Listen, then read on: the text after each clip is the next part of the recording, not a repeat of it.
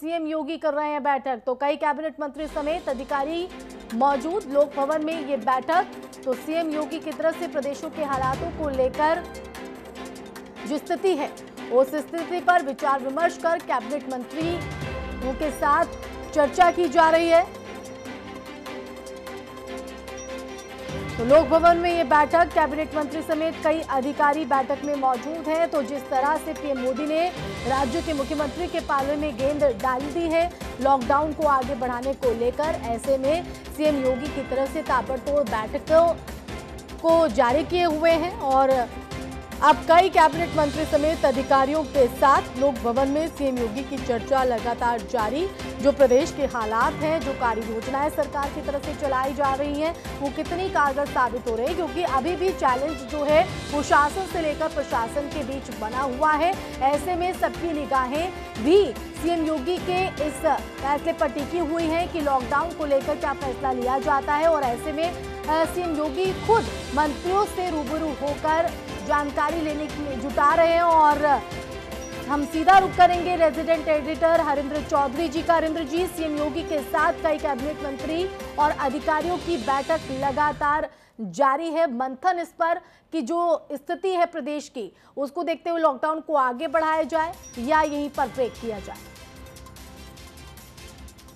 बिल्कुल अस्मा, देखिए जो सीएम योगी की समीक्षा बैठक इस वक्त लोक भवन मुख्यमंत्री कार्यालय में जा रही है, उसमें प्रदेश में कोरोना के चलते जो हालात हैं सभी जिलों में, उसको लेके चर्चा की जा रही है। साथ ही लॉकडाउन के जो हालात हैं, उसके अलावा इसको बढ़ाने को लेके और बढ़ाने की स्थिति में क्या कारगर कार्य योजना तैयार करनी चाहिए आम जनमानस की सुविधा के लिए, उन तमाम पहलुओं पर चर्चा हो रही है। लेकिन सबसे बड़ी खबर इस वक्त R9 टीवी के पास ये है कि जिस एपेडेमिक एक्ट के तहत जो पहला संशोधन उत्तर प्रदेश में किया गया है, उसको लेके सीएम की समीक्षा बैठक में आसपास इस वक्त चर्चा की जा रही है।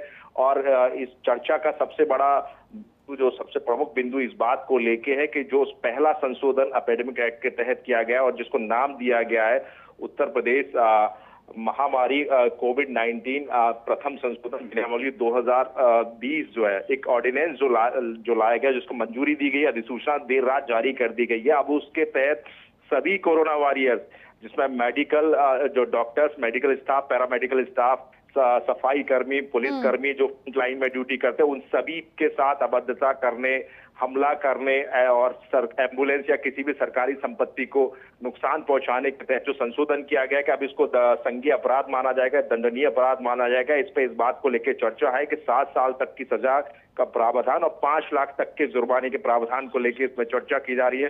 तो बड़ी खबर इस वक्त यही है कि बैठक में चर्चा हो रही है, एक बड़ा फैसला इस बात को लेकर हो सकता है कि जिस तरह से संशोधन किया गया, अब इसको और ज्यादा कारगर बनाने के लिए और कड़ी कानूनी कार्रवाई करने के लिए, एक सख्त मैसेज उनको देने के लिए जो कोरोना वॉरियर्स के साथ अभद्रता कर रहे हैं और उनके साथ उनके ऊपर से भी बात नहीं आ रहा, उनको लेके एक बड़ा मैसेज दिया जाए। बिल्कुल, लगातार मंथन यहाँ पर जारी है तमाम स्थितियों पर, जो हालात प्रदेश में बने हुए हैं, क्या कुछ कदम उठाने हैं। लेकिन जिस तरह से एपिडेमिक एक्ट की हम बात यहाँ पर कर रहे हैं, मंजूरी मिल गई है, जिस उद्देश्य के साथ इस एक्ट को लाया गया है, क्योंकि कई जगहों से इस तरह की घटनाएं सामने आ रही हैं और उसी के चलते लगातार उस संदर्भ में कदम भी उठाए जा रहे हैं। लेकिन ऐसा पहली बार नहीं कि सख्ती की बात यहाँ पर हो रही है। तो ऐसे में जो ये एक्ट लाया गया है जिस उद्देश्य के साथ, कितना कारगर साबित होगा? क्या वाकई एक सख्त संदेश पहुंचेगा उन लोगों के जो ऐसी मानसिकता रखते हैं, जो वॉरियर्स पर हमला कर रहे हैं? देखिए, इस ऑर्डिनेंस के पीछे सरकार की मंशा को समझने की कोशिश करें। हालांकि यूपी में पहले ही सीएम योगी की तरफ से सख्त निर्देश इस बात को लेकर दिए गए कि कोरोना वॉरियर्स पे अगर हमला किया जाता है तो उनके खिलाफ, जो आरोपी हैं उनके खिलाफ एनएसए के तहत कार्रवाई की जाए। इस बात के निर्देश पहले ही दिए गए हैं। डीजीपी की तरफ से सभी जो जिलों के जो कप्तान है, एसपी और एसएसपी है, उनको इस बाबत एक आदेश भी जारी कर दिया गया और कार्रवाई भी की जा रही है। लेकिन अब एपेडेमिक एक्ट की जो धारा है, आईपीसी की धारा 188 के तहत ही अब इस तरह की कोई भी वारदात सामने आने पे इसको संज्ञेय अपराध माना जाएगा। तो ऐसे में उनके खिलाफ जो कड़ी कानूनी कार्रवाई का प्रावधान एपेडेमिक एक्ट के तहत ही होगा। और जिस तरह से एनएसए की कार्रवाई अलग से की जा रही है, तो अब ये तय माना जा रहा है कि अगर कोई भी वारदात अब ये सामने आती है तो उन आरोपियों की मुश्किलें बहुत ज्यादा बड़ी नजर आएंगी और उनके खिलाफ एक कड़ी कानूनी कार्रवाई जो है उत्तर प्रदेश में देखने को मिलेगी। और एक और अहम बात इस बैठक में इस बात को लेकर भी चर्चा की जा रही है